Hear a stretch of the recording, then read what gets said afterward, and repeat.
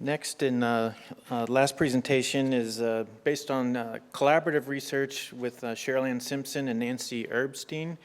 Nancy is unable to be here today, but Sheryl-Ann is here. Let me just talk a little bit about Nancy. Yeah. What do you say? She's assistant research professor at UC Davis Department of Human Ecology and holds a PhD in human ecology from UC Berkeley. Nancy's research focuses on how communities and regions produce disparate disparities in adolescent well-being. Sheryl-Ann Simpson holds a PhD in urban planning from Cornell University and is an assistant professor in landscape architecture and environmental design in the Department of Human Ecology. She studies questions pertinent to the production of place, asking how state programs and policies influence the everyday and the vernacular. So, her talk is entitled Big Data for Whom? Expanding Access to Analyses Through Youth Data Literacy and Agency. Thank you.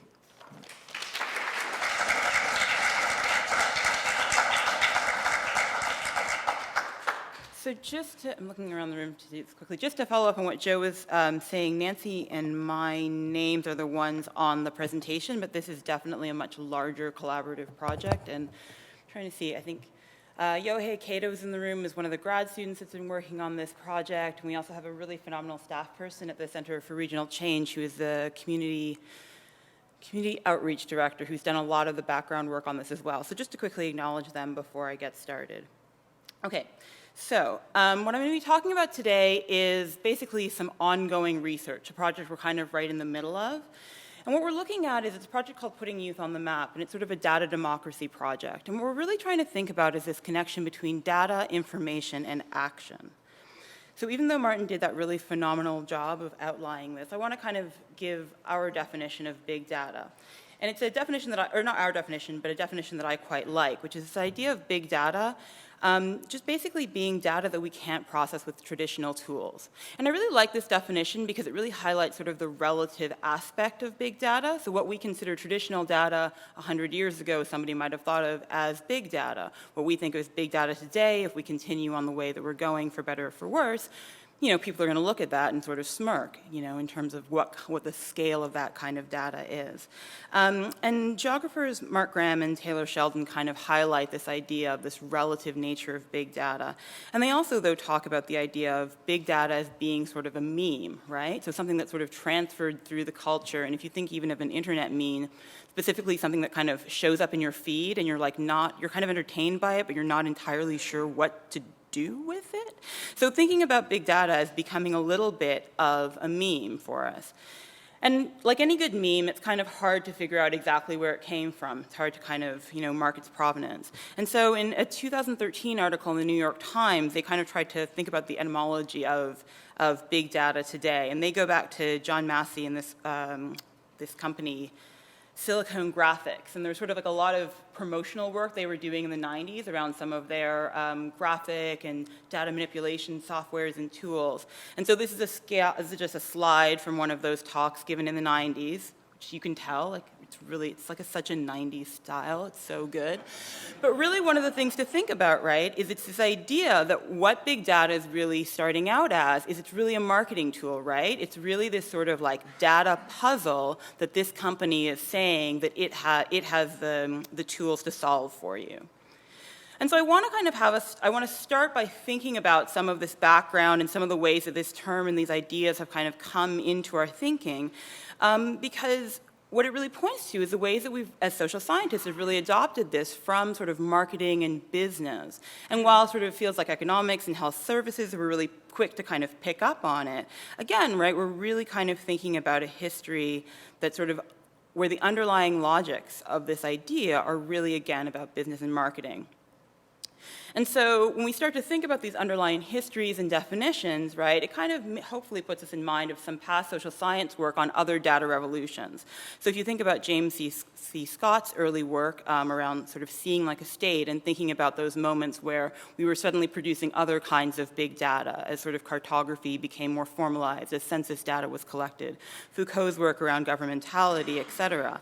And so in this particular moment of this new data revolution, right, what do we think about how do we think about this sort of act of seeing like a marketing company or like a software company or like a retailer, right? How do we think about these ideas of seeing like these kinds of institutions? And so I am trained as a planner and teach urban design. So I do kind of like this idea of these material and place kind of ways of thinking about this. And so in one way, you can think about the outcrop of this kind of thinking in an example like this. And so this is the Icheon Free Economic Zone in South Korea, and the central city is Songdo. And it's a city that's basically been developed through a partnership through the Gale Real Estate Corporation, based in Boston, and Cisco, based in the Silicon Valley. And it's described as a city that's designed to, quote, provide ubiquitous physical computing infrastructures. So it's a city that's designed to be constantly monitoring itself and constantly collecting data on itself and the people who are in it and transferring that data and information. And so I would argue that one of the outcomes of this sort of seeing like a marketing company, seeing like a software developer, seeing like a retailer, is this sort of this drive towards sort of an accumulation of data. And also this drive towards data producing more data. So data is capital, ostensibly. And Orit Halpern, who's a historian, she's a historian of science and more specifically an historian of big data, interactivity, and ubiquitous computing, describes Songdo as a commodity city. And so we could probably as easily call it a big data city. So this moment where commodity and big data kind of become a little bit interchangeable. So another reason to kind of think about some of these underlying logics is really when we start to try and think about the connection between data and information. When we take information as data that we've parsed and rendered to produce new knowledge and to build deeper understanding. And Michael Goodchild, who is a geographer down in Santa Barbara, was actually here earlier in the week talking about big geospatial data, and he put it much more succinctly, calling information data fit for purpose. And I think one of the things that's interesting about big data is we have a lot of really big data, but I might suggest that we're kind of at like medium information. We're still not quite sure how to translate that big data into big information. And part of that too, right, and Martin kind of hinted at some of this, is sort of trying to understand what big data is actually good for. And so health services, I think, has used it in a lot of really interesting and important ways, in part because their unit of analysis is often the individual, and in part because what they're often really thinking about is something that is quite timely, right? And so there might be other ways to kind of use that, but that's one example where they've been able to translate big data into big information quite easily. But in a lot of social science problems, right, big data is not necessarily as good for sort of really rigorous experimentation. It's not necessarily as good for helping us with questions of causation, thinking about scalar relationships, place-based variations, and meaning. And so the other thing to think about, right, if we're interested in this connection between data, information, and action, is also that if we have sort of medium information, we kind of lead to sort of thin actions, right? Again, it's more about accumulation than it is about sort of publicness or publicity. And so this idea of sort of the quantified self movement, right, of all these sort of different tools that just sort of record and record and record and record information about yourself. But again, right, where does society come in? Where does collective action come in? Another question in terms of this question of action or the potential for action is also an equity question, right? Who gets the data? Not just, who gets access to the data, who gets to produce the data, et cetera. And so this is just like a quick fun graph because I couldn't find a good picture that basically looks at citations of digital divide versus big data from 1999 to 2014. And that little dot is sort of the 4 articles that happened in 2014 that actually had both as their sort of main topics, right? And one of the problems with the idea of the digital divide is that it's become that landscape is much more complicated than just a divide. And Martin pointed that out when he talks about the, sort of the ubiquity of cell phones in African cities, right? But there's also a difference between, I think divide still becomes a good metaphor when we start to try and think about not just using or consuming data, but really thinking about producing it, producing information from it, being able to act on it. That idea of divide still becomes a really useful metaphor. So in terms of putting youth on the map, it's really a project that's in some ways trying to address some of these questions and really looking at sort of an alternative governing logic in terms of how we might approach data and big data, and trying to think of new ways of processing data that preface the production of information and the possibilities for collective action. And so putting youth on the map, and this is where Nancy would have been wonderfully helpful to talk about this, because in some ways it really is like her baby in a lot of ways. The project's been about 2.5 years in the making, but it comes out of really a decade of work that Nancy's been doing with youth and youth organizers around sort of, youth development, youth organizing, and participatory action research, really based on youth sort of being the drivers of that work. And so putting youth on the map in some ways really responds specifically to a need in terms of trying to aggregate and make more accessible sort of the increasing volume of data that we have about youth and youth lives in California. And the way that we're kind of doing that aggregation is through the technology of maps. And so this is what the site looks like when you go to it. And this is what happens if you click on the interactive map. And it's just it's a really simple, really intuitive mapping tool that, again, gives you sort of a large volume of data about youth in California. And so it's organized around 2 indexes in particular, a well-being and a vulnerability index. And then within that, those indexes are made up of particular domains around education, social relationships, community involvement, and health. And so as you sort of click on all the little, all of these little, counties or census tracts within the map, it pops up these sort of, just quick charts that give you information on, what's the state average, how's your district doing compared to it. It breaks down the data in sort of different ways, both in terms of the domains and also in terms of the folks who are represented in the data. So both around gender questions and also around race and ethnicity questions. So that's sort of one first step in terms of thinking about access. The information's here, it's aggregated, it's relatively easy for certain folks to use and to produce new information and think about new actions based on. But we wanted to think about access in another way as well. So on the one hand, there's also, just to note also, you can kind of access, how are all the calculations done, where did all the data come from? But we wanted to think about access in another way as well. We wanted to think about access in terms of this digital divide of being able to produce and translate into information and access data. So this is sort of where I got to sneak into the project. We've been developing this curriculum, which is basically a curriculum aimed at youth and youth organizers for helping folks kind of understand not just the data that's on putting youth on the map, but also thinking more generally and broadly about these technologies of mapping and data, thinking specifically about analysis and evaluation, and then also really linking it to potential uses and actions. And so we've been developing this curriculum for about the past 1.5-ish through a series of pilot projects. So there's a site in South Sacramento, a site in Stockton, and a site in Coachella, where we've gone through the workshop, gotten feedback from the youth and the youth workers in these sites, and then made tweaks and sort of moved from there. And the curriculum should be on the site hopefully next week, but maybe the week after. We'll see. We're so close. It's like so close. But again, part of this curriculum, too, was really this idea of thinking about popular education tools, thinking about active education tools, thinking about ways to make this information accessible to folks who don't live in the world of academia, don't live in the world of sort of reified social sciences. And so I'll just give you one quick example of one of our personal favorite activities, which is the data-ing game. This is where my funny colonial accent comes in, but the data-ing game. So some of you might remember it. It was like a game show, I think in the 70s, and then again maybe in the 80s or in the 90s. If you look up Arnold Schwarzenegger dating game, you see his appearance on that, which is completely bizarre, but anyways. And so basically what it is there's a contestant. The contestant is, the map who's looking for some good data.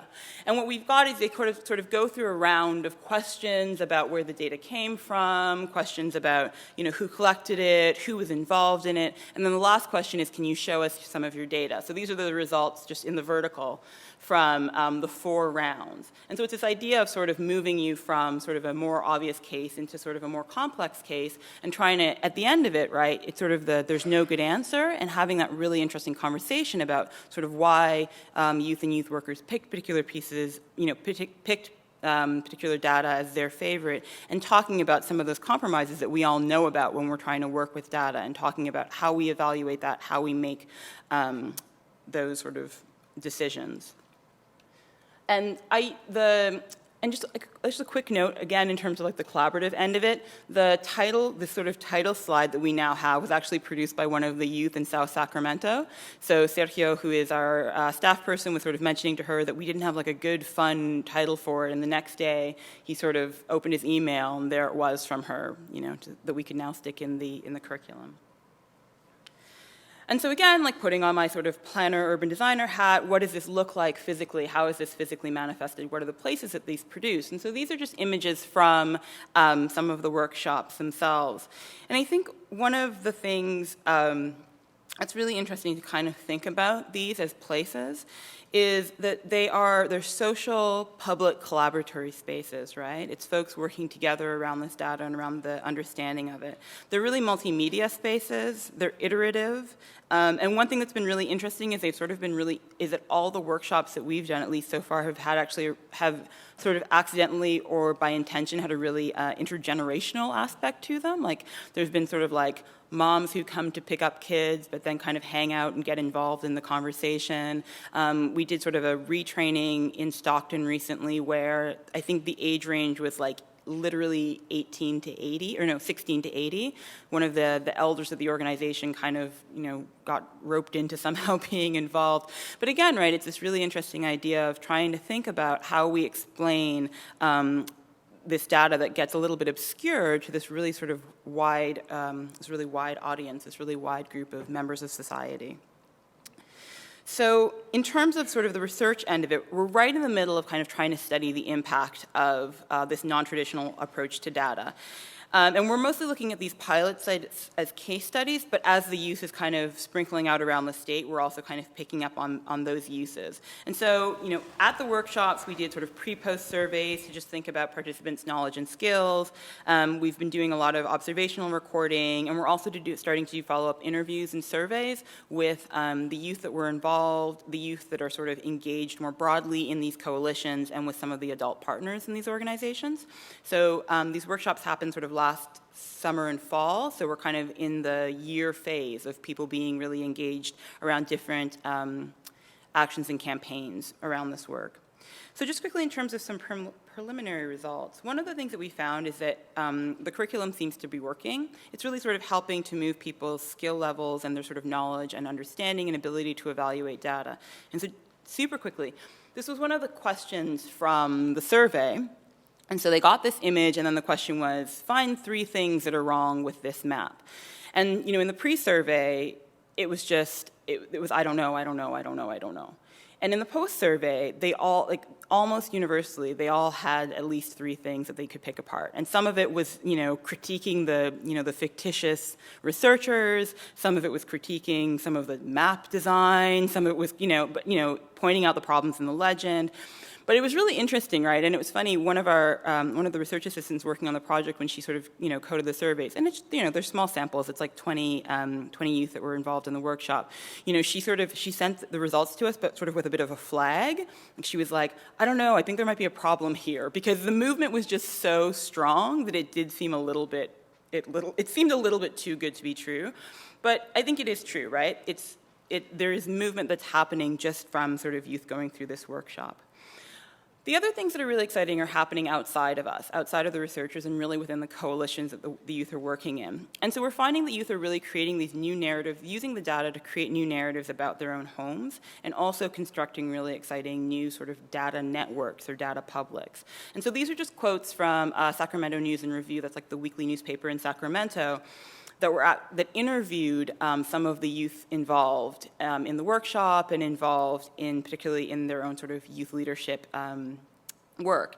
And so Vilya just says, it's data about youth being presented by youth, and then also speaking specifically about data around graduation rates versus university preparedness. She says, the data validated everything we were seeing, and it felt good that other people could see it too. And they've taken on this data also kind of as a rallying cry, right, to think about actions to shift that, but also to use it as part of their campaign work to kind of try and influence policymakers, school boards, principals, et cetera. And then also in terms of like sort of these data networks, I think the thing that's interesting that's happening there is we're seeing a lot of really interesting, again, multi-generational sort of vertical relationships being built. So in the Coachella case, for example, the youth had sort of been they'd sort of been isolated from a lot of the larger community organizing work that was going on. And right now the youth leaders are actually sort of training the youth that were involved in our workshop to deliver the workshops around the data to the adults that have been in these community networks. So again, right, it's this idea of sort of dismantling some of these power dynamics, but also thinking about the ways that these conversations can happen through data in these sort of different circles. So just a couple of quick concluding thoughts. Like I said, it's sort of work in progress, so this is kind of some of the takeaways that we have so far. One of the things is just the idea that it's possible. We actually got a lot of pushback, throughout the project from places you wouldn't necessarily expect, from the funder to a certain extent, but also even from folks that, work in schools, that work with youth, that just sort of thought that, like, kids aren't going to get this, right? They're not going to be interested in these numbers. They're not going to be able to understand the concepts behind it. And so just the fact that it's possible is one of the really big and I think important takeaways. One of the other things that's been really interesting is also the connection between data and experience. So what I call in some other work, sort of this idea of interpretive quantitative methods. So it's this idea of really figuring out how do we do the interpretation of our results. And the idea that a lot of the interpretation has really come out of these collective conversations that the youth have had and connecting these numbers that they're seeing to what they're already observing in their own lives. That's where the really exciting moments have come from, and that's where a lot of their interest has come from as well. And both in terms of seeing it reflected and in terms of critiquing the numbers. So one of the numbers that high school youth in particular are often like, what? Is when you look at suspension rates. And part of that is because the way that suspension rates right now are recorded is they don't count sort of in-school suspensions. So there's all this sort of like moving around that schools are doing in part because of funding and other things that sort of don't, so that the data that we have doesn't actually reflect the actual experience. And so again, this idea of interpreting those methods through the folks that are actually the subject of the data, really being in conversation in that way. The last thing I want to mention is sort of the importance of visual and active methods. And so a lot of the critique, or a lot of the, not critique, the critique that we got from participants was really about sort of the value of exercises that allowed them to use their own creativity, that allowed them not just to be looking at a chart or a table, but that, if it could be visualized, if they could be involved in producing something visual. And so this is one of the maps actually from a Train the Trainer workshop that we just finished that starts to get people to think about the technology of maps and mapping in a slightly different way. But I want to just bring this up as well, because I think, and I'm mostly throwing this out there because I'm really hoping that someone else will do the study and then I can cite it all the time. But I think one of the things that's really interesting is that as social scientists, right, we're really drawing again from this thinking that comes from marketing and business and then comes from economics and comes from computer science. But there's a whole other world of researchers that have been dealing with sort of some of the funny puzzles around big data, and particularly data that's sort of found rather than collected, right? The folks in the humanities, and particularly folks doing literature studies, doing art studies, doing history and histography, they deal with sort of slow big data all the time. So thinking about how we might also think about those sort of creative works within this, thinking about how we might not think about sort of data collection, but we might think about like corpus construction, I think that's a really interesting thing for us to start to explore more, right? If we're going to think interdisciplinary, thinking sort of across the spectrum of the disciplines that we might be engaged in. And so like I said, this is sort of work in progress, so I'll sort of leave there, and I'm really looking forward to sort of questions and comments on the work. And then I also just want to, again, just acknowledge some of the other folks that have been involved in this work as research assistants, as undergrad designers, as graduate designers, and as staff people at the Center for Regional Change, really making sure that this project actually moved along. So thank you.